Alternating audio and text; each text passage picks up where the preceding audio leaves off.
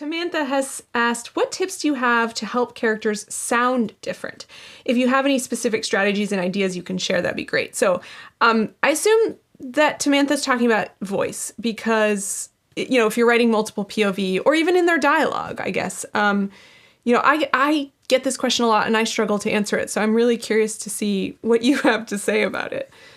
So I'm just going to put it all on you, Mary. I was like, man, I hope Jessica hops in on this one. So one of the things, voice is not, this is a common misconception. Voice is not dialect, right? Mm-hmm. So I see a lot of writers who are like, well, this character uses drop G's for everything. So of course it's a different voice, like one character says darling, one says darling, like my work here is done, no. I wish.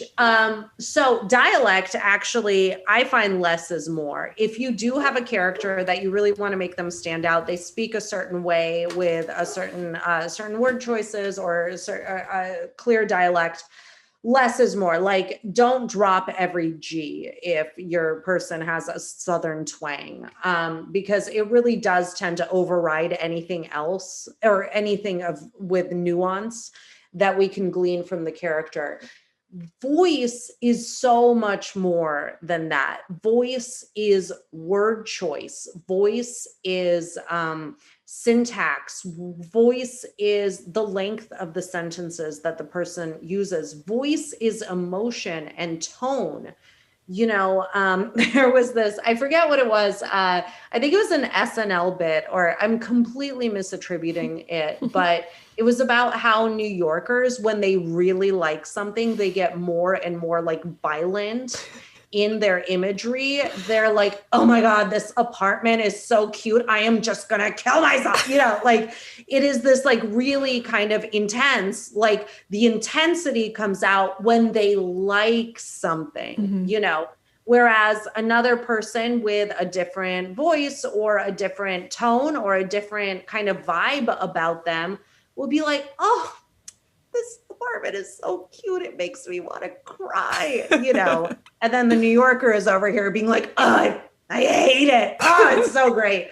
And so it's kind of like that emotionality of the character. How do they act when they are really excited? How do they act when they're really despondent? What words do they choose? Are they very eloquent and their sentences ramble on with a nice cadence? Or is it just kind of like, whatever, I don't care. And that's 3 sentences,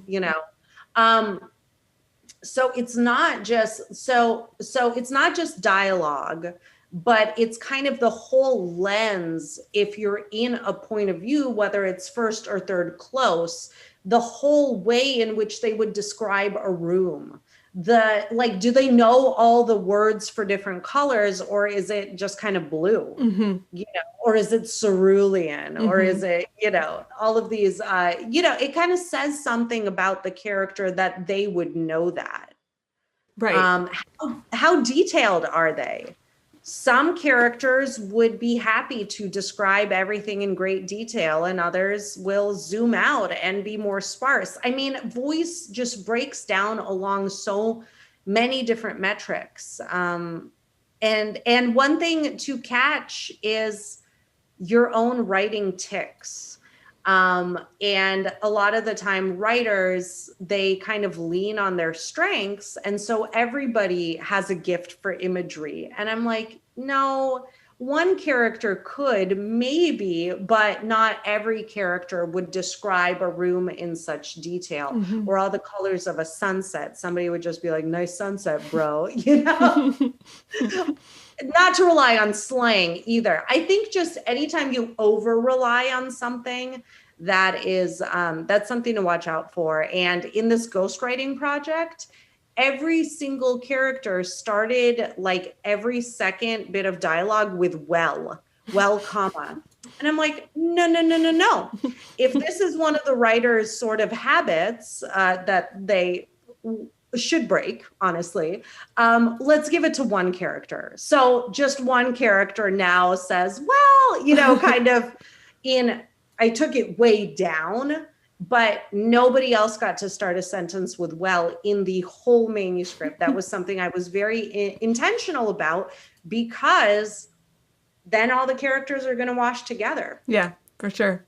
Well, and Samantha, if you haven't already, Mary has a great voice exercise, which I've heard a lot of students say is one of the best voice exercises they've done in our Crafting Dynamic Characters course. So if you haven't already, check that out. I think it's called Revealing Character Through Voice is the lecture.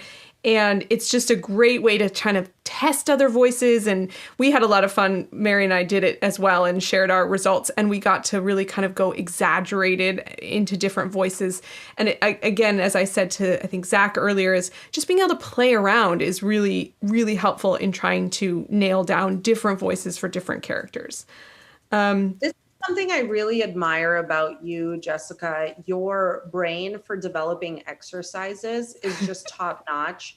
And to seconded and tripled that point, nobody's watching over your shoulder. Only your brain in a jar. Yeah. Your overthinking kind of high standard brain is watching you, but play around. Yeah. I think so many of these questions, it's hypotheticalizing about it is one thing, teaching about it is one thing, but actually trying to do it right as your character and see what happens, right from a feeling center, right from your head chakra or your root chakra, and see what happens. If it turns out not so great, just delete stop or yeah. file it away, right?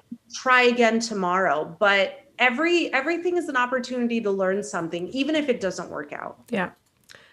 If you enjoyed this video, we've got a lot more on writingmastery.com. Check the description for links to our blog, free writing tools, and more. Happy writing.